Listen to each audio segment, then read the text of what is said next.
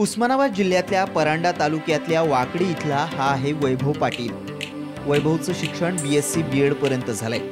त्याच्याकडे वडिलोपार्जित 10 एकर शेती आहे, पण निसर्गाची अवकृपा आणि कोरडवाहू शेती असल्यामुळे शेतातून काहीच मिळत नाही।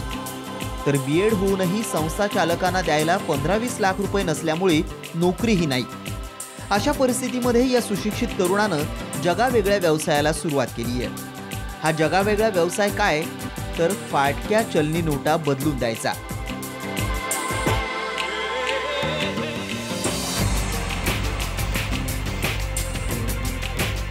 परिसरातल्या आठवडी बाजारात दिवसभर उभं राहून वैभव फाटक्या नोटा बदलून देतो आणि त्या बदल्यात त्याला ठराविक रक्कम कमिशन म्हणून मिळते। शिक्षण माझं एवढं मोठं BSc B.Ed झालेलं माझं सर, आणि मी एकतर ओपन कॅटेगरीमध्ये मोडतो आणि आज तर ओपन कॅटेगरीला काय व्हॅल्यू नाही, नोकरीच मिळत नाही। आणि जर एखाद्या संस्थेत जरी जागा निघली तर तिथे गेलो तर 15-15, 20-20 लाख रुपये मागतात। 20-20 लाख रुपये म्हणजे ह्या तर स्वप्नातल्या गोष्टी सर। 20 लाख रुपये म्हणजे आज जोक नाही। एक तर दुष्काळ पडलेला आहे, पाण्याची परिस्थिती तर तुम्हाला माहिती आहे।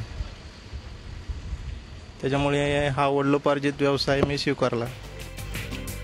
उंदरानं कुरतडलेल्या, कपडे धुताना खिशात चुरगळलेल्या, अर्धवट जळालेल्या, रंगीत खराब झालेल्या, तसंच कंडक्टर दुकानदारानं ग्राहकांना दिलेल्या फाटक्या नोटांचं काय करायचं असा प्रश्न अनेकांना पडलेला असतो।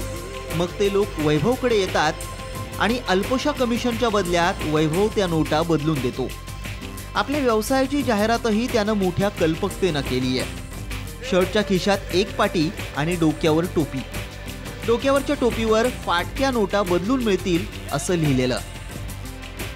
माझं गाव वाकडी आहे, परांड्या तालुक्यामध्ये।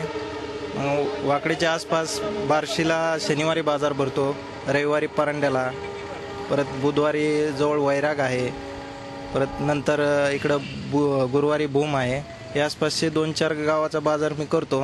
आणि जर एखाद्या वेळेस जर स्लॅग जर वाटलं तर मी आसपासच्या लांब लांब गावाला जातो। वैभवचे वडीलही हाच व्यवसाय करायचे।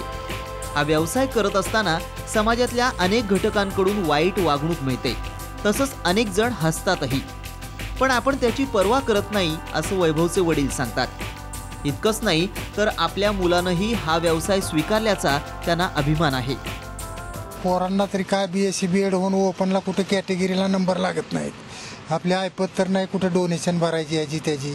आता शिक्षण करायचं केलं मग थोडं माझी बी इच्छा होती पोराने बी थोडं हळूहळू यायचंच आपलं घुसलं तर आपलं व्यवस्थितशीर होईल। हसणारे काय जगात अनेक नमुने आहेत, त्याच्यामुळे त्याला काय एवढं त्याच्या लाजाची गरज नाही, काय नाही। मी माझ्या स्वतःच्या सासरवाडीत सुद्धा टोपी घालून लाजत नाही, मग इतर ठिकाणचं तर लांबच। आणि कोणाला 2 रुपये उसणं मागायची गरज पडत नाही मला, कमी आहे बाबा म्हणून। 5-6 माणसाचं माझं कुटुंब व्यवस्थितशीर चालतंय, काही कमी पडत नाही। फाटक्या नोटा बदलून देण्याच्या व्यवसायातून वैभवला महिन्याकाठी 35 ते 40 हजारांचं उत्पन्न मिळतं। हे उत्पन्न एखाद्या सरकारी नोकरदाराच्या पगारापेक्षा निश्चितच कमी नाही। त्यामुळे केवळ उच्च शिक्षण घेऊन नोकरीच्या मागे लागण्यापेक्षा एखादा नाविन्यपूर्ण उद्योग सुरू केला तर यश तुमच्या पायाशी आहे हे वैभवनं दाखवून दिलंय। वैभवसारख्या तरुणांचा आदर्श इतर तरुणांनीही घेतला तर देशात नोकरदारांपेक्षा चांगले उद्योजक निर्माण व्हायला फार वेळ लागणार नाही। संतोष पवार, साम TV, सोलापूर।